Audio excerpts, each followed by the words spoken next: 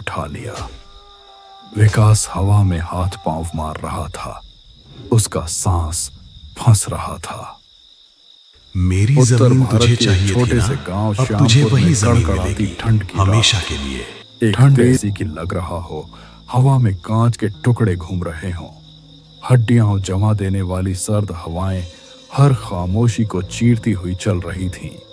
आकाश पर गहरा कोहरा छाया हुआ था, इतना कि हाथ को हाथ दिखाई न दे। गांव के लोग सूरज डूबते ही अपने अपने घरों में चले गए थे। अब सिर्फ कंबल और आग ही उनका सहारा थी। मगर गांव के चौराहे पर पीपल के पुराने पेड़ के नीचे एक मध्यम जलती हुई लालटेन अभी भी रोशन थी। ये रामू काका की चाय की दुकान थी। इतनी कड़क ठंड में यहां तक कि सांस लेने पर भी धुआं निकल रहा था। रामू की दुकान पर दो लोग बैठे थे, गंगा राम और पंडित जी। दोनों ने अपने आप को कंबल में अच्छी तरह लपेटा हुआ था। तुम्हारे हाथ में तो जादू है। इस कड़कड़ाती ठंड में तुम्हारी चाय ना मिले तो आदमी कड़क कर मर जाए। बिल्कुल लाजवाब। ये सब तो ऊपर वाले की मेहरबानी है। मैं तो एक आम सा इंसान हूँ। पेट पालने के लिए थोड़े पैसे कमा लेता हूँ और तुम लोगों को कुछ देर सुकून मिल जाता है। बस यही मेरी कमाई है। रामू, तुम बहुत मेहनती हो। जब तुम्हारे वालिद साहब का इंतकाल हुआ था तब तुम बहुत छोटे थे, पढ़ाई छोड़नी पड़ी, लेकिन तुमने हिम्मत नहीं हारी। अपनी माँ और छोटी बहन की जिम्मेदारी जिस तरह तुमने उठाई है वो आज के युवाओं के लिए एक मिसाल है। रामू की आंखों में थोड़ी नमी आ गई। उसने चूल्हे में लकड़ी का एक और टुकड़ा डाला और कहा, पंडित जी, सपना तो मेरा भी था कि शहर जाकर कुछ बनूं, लेकिन नसीब को कुछ और ही मंजूर था। पर अब कोई शिकायत नहीं है। दुकान अच्छी चल रही है। बहन की शादी के लिए भी थोड़ा थोड़ा जोड़ रहा हूँ। बाहर हवा का शोर बढ़ने लगा था। टिन की छत पर हवा ऐसे टकरा रही थी जैसे कोई नजर न आने वाली ताकत दरवाजा खटखटा रही हो। तभी कोहरे में से निकलते हुए साइकिल की घंटी बजी। साइकिल स्टैंड पर लगाकर वो दौड़ता हुआ चौके के पास आया। ओ भाई ओ, आज तो लगता है ठंड जान लेने वाली है। चंद्री ने जमी हुई हाथ आग के ऊपर रखकर कहा, अरे आज तो महफिल पहले ही जम चुकी है, लेकिन हमारे रघुनाथ काका कहाँ हैं? उनके बिना शाम की मुलाकात अधूरी लगती है। अरे चंद्री, तुम्हें नहीं पता? रघुनाथ काका तो परसों ही शहर चले गए हैं। कुछ जमीन जायदाद का काम था, वसीयत वगैरह बनवानी थी। कह रहे थे 2-3 दिन लगेंगे। धत तेरे की, रघुनाथ काका नहीं है तो मजा करकरा हो गया। उनकी पुरानी कहानियों के बना ये चाय हजम नहीं होती। चलो कोई बात नहीं, आज पंडित जी कोई किस्सा सुना देंगे। क्यों पंडित जी? अरे भाई, मैं तो बच्चों को अ आ ई पढ़ाता हूँ। रघुनाथ काका जैसी जादुई कहानियां मेरे बस की बात नहीं है। लेकिन अगर तुम लोग जोर दे ही रहे हो तो आज की जलेबी के पैसे मैं ही दूंगा। तभी हवा का एक तेज झोंका आया और दुकान में लटकी हुई लालटेन हल्की सी फड़फड़ाई और बुझ गई। चारों तरफ गहरा अंधेरा छा गया था। सिर्फ चूल्हे की आग की हल्की लाल रोशनी बची थी, जो हवा में नाचती हुई परछाइयों को और भी डरावना बना रही थी। अरे रामू, ये क्या हो गया? जल्दी से दिया सलाई जलाओ। तभी आकाश में जोरदार बिजली कड़की। रोशनी की उस चमक में उन्होंने देखा कि कोई खड़ा है। तूफान की शोर बहुत तेज था। वो शक्ल धीरे धीरे अंदर आई, पानी से भरा बोरा हाथ में और एक लाठी। रामू ने माचिस जलाई और एक मोमबत्ती रोशन की। जब रोशनी उस चेहरे पर पड़ी तो सब हैरान रह गए। अरे रघुनाथ काका, आप तो शहर गए थे ना, और इस तूफान में इतनी रात को यहाँ कैसे?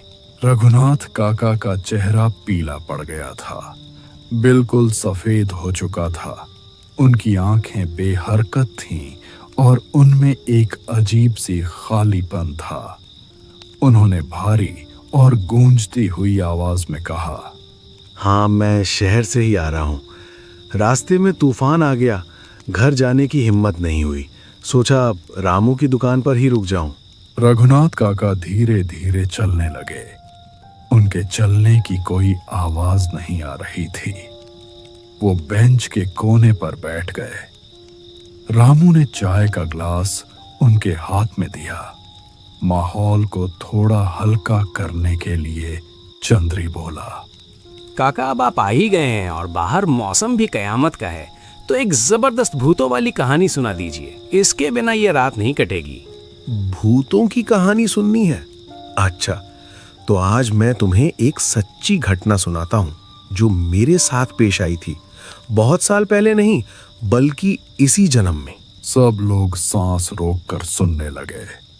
बाहर हवा की साए साए और तेज हो गई थी। रघुनाथ काका ने बोलना शुरू किया,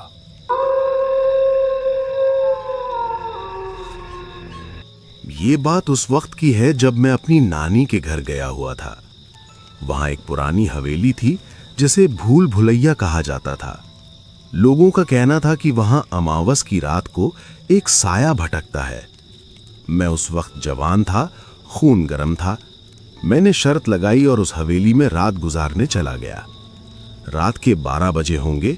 हवेली के एक बंद कमरे से, जो सालों से नहीं खुला था, वहां से रोने की आवाज आने लगी। मैं डरते डरते वहां गया। मैंने देखा कि कमरे के कोने में एक बूढ़ा आदमी जमीन पर बैठा है। उसके शरीर पर बेशुमार जख्म थे। वो अपनी ही जमीन की मिट्टी को मुट्ठी में दबा रहा था। काका की आवाज भारी होती जा रही थी, जैसे जमीन के नीचे से आ रही हो। मैंने पूछा, बाबा आप कौन हैं? उसने मेरी तरफ देखा। उसकी आंखें नहीं थीं, बस अंधेरे गड्ढे थे। उसने कहा, बेटा, मुझे मेरे ही अपनों ने मारा है। लालच की खातिर 2 बीघा जमीन के लिए मेरे अपने खून ने मेरा गला घोंट दिया। मैं आजादी चाहता हूं, लेकिन तब तक नहीं जाऊंगा जब तक हिसाब पूरा ना हो जाए। फिर वो साया हवा में उड़ने लगा। वो मेरे पास आया और मेरे कान में सरगोशी की, खून का रिश्ता पानी से भी पतला होता है जब बीच में पैसा आ जाए। मैं वहां से अपनी जान बचा के भाग गया। बाद में पता चला कि वो वही हवेली का मालिक था जिसे उसके ही बेटे ने जहर दे के मार दिया था। कहानी खत्म होते ही दुकान में गहरा सन्नाटा छा गया। किसी की बोलने की हिम्मत नहीं हो रही थी। पंडित जी ने डरते हुए कहा, काका, ये तो बहुत ही खौफनाक था। क्या वाकई अपने ही लोग ऐसा कर सकते हैं? पंडित, कलयुग है। यहाँ भाई भाई के दुश्मन है, बेटा बाप का। लालच इंसान को जानवर बना देता है। तभी बाहर एक मोटरसाइकिल के इंजन की तेज आवाज सुनाई दी। कोई बहुत तेजी से बाइक चला रहा था। एक नई बुलेट मोटरसाइकिल दुकान के बिल्कुल सामने आकर रुकी। उस पर विकास बैठा था, रघुनाथ काका का अपना पोता। विकास का चेहरा पसीने से भीग गया था, जबकि बाहर कड़ी ठंड थी। उसकी आंखें बड़ी बड़ी खुली थीं और वो बुरी तरह हाँफ रहा था। वो लड़खड़ाते हुए दुकान के अंदर आया। रामू, पानी पिलाओ जल्दी। रामू ने फौरन पानी का लोटा दिया। विकास ने एक ही सांस में सारा पानी पी लिया। क्या हुआ विकास भाई? मत पूछ यार, बहुत बुरा हुआ। मैं शहर से लौट रहा था, रास्ते में मुझे अजीब चीजें दिखाई दी। ऐसा लगा कोई मेरा पीछा कर रहा है। फिर उसने चारों तरफ देखा। अरे, तुम लोग ऐसे चुप क्यों बैठे हो? और ये जगह आज इतनी बदकिस्मत क्यों लग रही है? अरे विकास, डरो मत।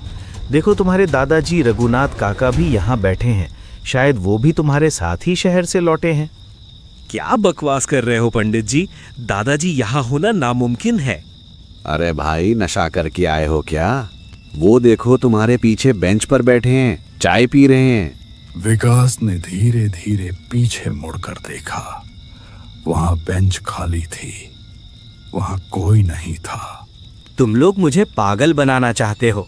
वहां वाकई कोई नहीं था। सब हैरान होकर देखने लगे। वाकई बेंच पर कोई मौजूद नहीं था, सिर्फ चाय का खाली कप पड़ा था। अरे अभी तो काका यहीं थे, कहाँ गए? शायद बाथरूम गए होंगे। तभी दुकान के कोने से अंधेरे में से एक आवाज आई, वही गूंजती हुई आवाज, मैं यही हूं विकास, तेरे बहुत पास। ये आवाज सुनकर विकास की गले में जान अटक गई। वो पीछे हटा और दीवार से टकरा गया। कोहरे ने दुकान के अंदर भी धावा बोल दिया। धुएं के बीच से रघुनाथ काका बाहर निकले, लेकिन अब वो आम बूढ़े आदमी नहीं रहे थे। उनका शरीर लंबा हो चुका था, आंखें अंगारों की तरह जल रही थीं। उनके गले पर एक गहरा काला निशान था और पेट से खून रिस रहा था। दादू नहीं, तुम तो भूत की शक्ल हो। उसने अपनी उंगली विकास की तरफ उठाई।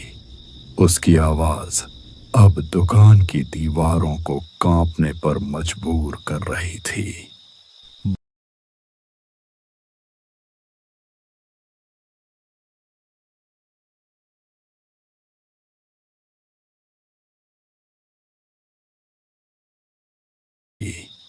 बता विकास, बता इन सबको कि मैं यहाँ कैसे आया। बता कि तू शहर से अकेला क्यों वापस आया। दुकान में मौजूद बाकी लोग, रामू, पंडित जी, गंगा, राम, चंद्री, सब खौफ से एक दूसरे से चिपट गए थे। वो समझ जा रहे थे कि जैसे कोई बुरा वक्त उनका गवाह बनने वाला हो। रघुनाथ काका की रूह चीखी, अगर तुम नहीं बताओगे तो मैं बताता हूं। दुकान का माहौल बदल गया। ऐसा लगा जैसे सब लोग किसी और वक्त में पहुंच गए हों। एक मंजर उनकी आंखों के सामने तैरने लगा। मंजर एक दिन पहले की शाम का था। शहर जाने वाला पुराना पुल, नीचे नदी भड़क रही थी। रघुनाथ काका और विकास पुल के किनारे खड़े थे। विकास बेटा, वसीयत में मैं आधी जमीन तुम्हारे पागल चचा के नाम कर रहा हूं, जो जहनी तौर पर बीमार था। उसके पास कोई सहारा नहीं है। तुम्हारे पास तो सब कुछ मौजूद है। क्या? उस पागल को आधी जमीन कभी नहीं मिलेगी। मैंने उस जमीन के लिए सौदे तय कर रखे हैं। मुझे पैसे चाहिए दादा, मुझे शहर में कारोबार शुरू करना है। नहीं बेटे, लालच मत करो, वो तुम्हारा चाचा है। तो फिर तुम नहीं रहोगे? विकास ने बिना किसी रहम के चाकू अपने दादा के पेट में घोंप दिया। एक बार नहीं, कई बार रघुनाथ काका खून से लथपथ होकर गिर पड़े। विकास ने काका के बेजान जिस्म को उठाया और बढ़ती हुई नदी में फेंक दिया। चल, अब नदी में ही सड़ जा, जमीन अब मेरी है। माफ कर दो दादू, मुझसे गलती हो गई। लालच ने अंधा कर दिया था, अब मुझे मत मारो। माफी? गलती की माफी होती है विकास, गुनाह की नहीं। तूने सिर्फ मुझे नहीं मारा, तूने भरोसे का कत्ल किया है। तूने उस बेसहारा चाचा के हक को मारने की कोशिश की। आज इंसाफ होगा। जो तूने बोया है वही काटेगा। विकास ने भागने की कोशिश की। रघुनाथ काका ने अपना हाथ बढ़ाया। एक नामालूम ताकत ने विकास को हवा में उठा लिया। विकास हवा में हाथ पांव मार रहा था। उसका सांस फंस रहा था। मेरी जमीन तुझे चाहिए थी ना, अब तुझे वही जमीन मिलेगी, हमेशा के लिए। एक तेज रोशनी हुई और विकास का जिस्म जोर से जमीन पर गिर गया। तूफान अपनी उरूज पर था। लालटेन का शीशा टुकड़े टुकड़े हो गया। रामू और बाकी लोग खौफ से बेहोश हो गए। जब अगली सुबह हुई तो तूफान थम चुका था। सूरज की हल्की किरणें कोहरे को चीरने की कोशिश कर रही थीं। रामू, पंडित जी और बाकी सब होश में आए। उन्हें लगा शायद उन्होंने कोई बुरा सपना देखा है। उफ, सर फट रहा है। रात को क्या हुआ था?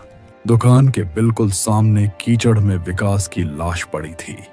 उसका चेहरा खौफ से बिगड़ चुका था। आंखें खुली हुई थीं और सबसे खौफनाक बात यह थी कि उसके गले पर बिल्कुल वैसे निशान थे जैसे किसी ने उसे लोहे की गिरफ्त से दबाया हुआ था। कुछ ही फासले पर पुलिस जीप की सायरन की आवाज सुनाई दी। पुलिस को नदी के किनारे कुछ मील दूर एक मछुआरे के जाल में रघुनाथ काका की लाश मिली थी। पोस्टमार्टम रिपोर्ट में बताया गया कि उनकी मौत 2 दिन पहले ही हो चुकी थी, चाकू के जख्मों से। तो कल रात जो हमारे साथ बैठा था वो रघुनाथ काका की रूह थी। वो अपने कातिल को सजा देने और हमें ये बताने आए थे कि इंसाफ होता है। उस दिन के बाद से श्यामपुर के लोग अंधेरे में उस दुकान के पास से गुजरने से डरते थे, लेकिन रामू ने दुकान बंद नहीं की। वो हर शाम पहली चाय का प्याला निकाल के उसी खाली बेंच पर रख देता था, रघुनाथ काका की याद में। कहते हैं कि आज भी कड़ाके की ठंड